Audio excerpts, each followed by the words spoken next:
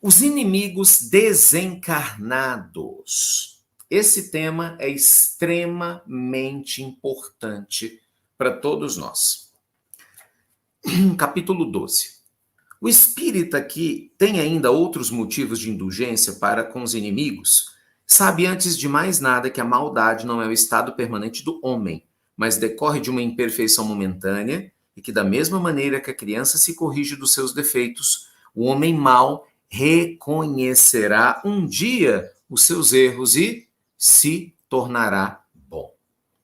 Sabe ainda que a morte só pode livrá-lo da presença material do seu inimigo, que este pode persegui-lo com seu ódio, mesmo depois de haver deixado a terra. Assim, a vingança assassina não atinge o seu objetivo, mas, pelo contrário, tem por efeito produzir uma maior irritação, que pode prosseguir de uma existência para outra. Cabia ao Espiritismo provar pela experiência e pela lei que rege as relações do mundo visível com o mundo invisível, que a expressão extinguir o ódio com sangue é radicalmente falsa, pois a verdade é que o sangue conserva o ódio no além-túmulo. Ele dá, por conseguinte, uma razão de ser efetiva uma utilidade prática ao perdão, bem como a máxima do Cristo: amai os vossos inimigos. Não há coração tão perverso que não se deixe tocar pelas boas ações, mesmo a contragosto.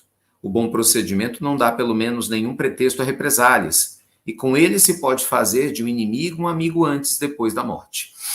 Com mau procedimento ele se irrita, e é então que serve de instrumento à justiça de Deus para punir aquele que não perdoou.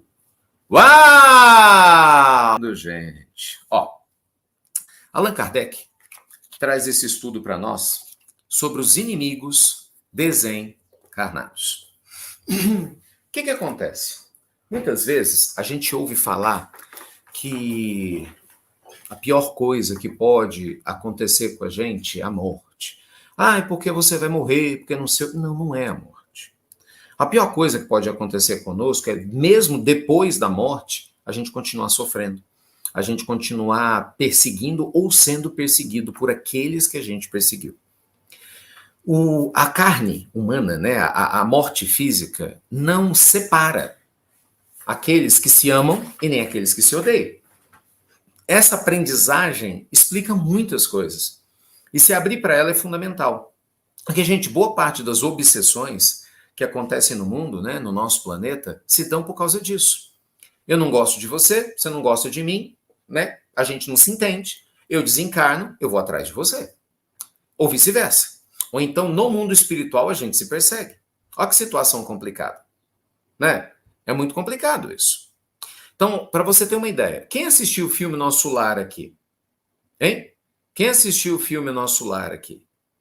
No Nosso Lar 2, esse agora, né, que está passando, muito legal, vocês têm que assistir, gente, eu recomendo que vocês assistam. No Nosso Lar 2, que está passando, eles mostram exatamente como se dá um processo obsessivo. Exatamente como se dá o processo obsessivo. Então, no processo obsessivo, a gente muitas vezes tem pessoas que estão ligados a nós por diversas razões. Isso prova que no mundo espiritual, os inimigos desencarnados, eles fazem às vezes muito mais mal do que quem está aqui no mundo físico. Por quê? Porque eles têm acesso a gente, porque eles leem muitas vezes os nossos pensamentos, eles veem quem realmente a gente é. Aqui, às vezes, eu consigo me esconder de você. Você não gosta de mim? Eu me escondo de você. Como que eu vou me esconder de você se você está no mundo espiritual? Tem jeito. Você me acha. Entende? E o que é pior, né? Eu estou na tua sintonia, se eu estou na sua sintonia, aí eu passo a ter problema.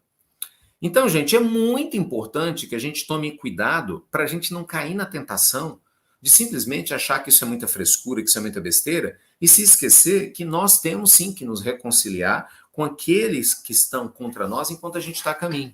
Então, lembre-se, o problema aqui não é as pessoas não gostarem de você, é você não gostar das pessoas.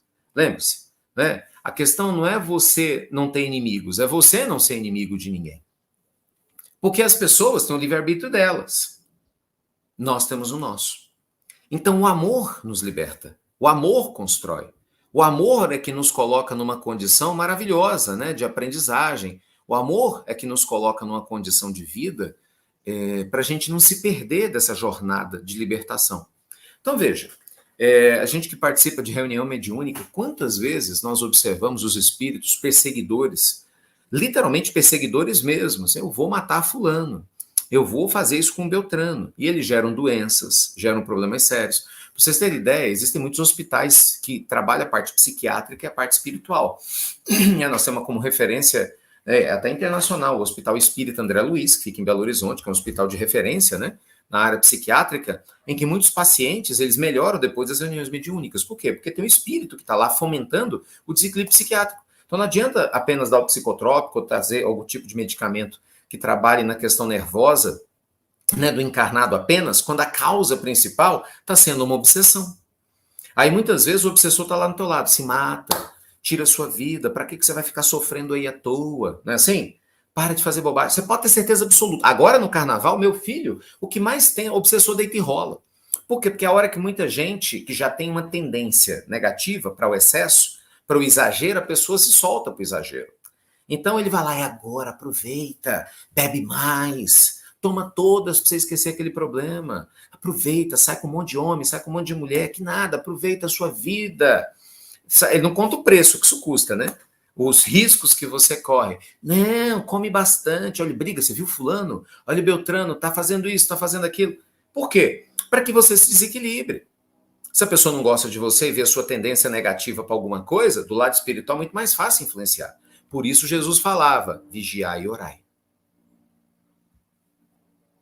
Eita, meus amigos! Por isso Jesus falava, vigiai e orai. Se a gente não tem vigilância e oração, a gente cai, gente, nas tentações com muita facilidade. Faz sentido isso? Sim ou não? Faz sentido? Se a gente não tem vigilância, a gente cai na tentação com muita facilidade. E eu falo assim, qualquer tentação. Não é? Qualquer tentação. Independente do período do ano. Então, essa vigilância é muito importante. Muito importante. Né? A vigilância da gente estar em paz conosco mesmo, a vigilância da gente estar em paz com a nossa forma de viver. E lembre-se, o problema, de novo, eu sempre falo para vocês que o problema não é religião, é o religioso. Não falo isso para vocês há anos. O problema não são as religiões, são os religiosos. Você vai encontrar religioso equilibrado e desequilibrado em qualquer religião. A mesma coisa são as festas. O problema não é a festa, é o festeiro. Olha, você pega o Natal. Poxa, Natal é uma festa religiosa. Tem gente que passa o quê? Natal bebendo, comendo, brigando, arranjando confusão. Pergunta para quem trabalha nos hospitais. As noites de Natal, como muitas vezes chega brigas de parentes que beberam demais em pleno Natal. Então não é o carnaval, não é o Natal, não, entendeu? Não são as datas que fazem as pessoas, são as pessoas que fazem as datas. Lembre-se sempre disso. Então, é sobre nós. É sobre o nosso comportamento. Né? É sobre a nossa mente. É sobre o nosso espírito, né, gente? É sobre o nível de conexão que a gente guarda, né? O tipo de conexão que a gente se alimenta. Faz sentido? Eita, meus amigos! Profundo! O evangelho é sempre profundo, né? Ah!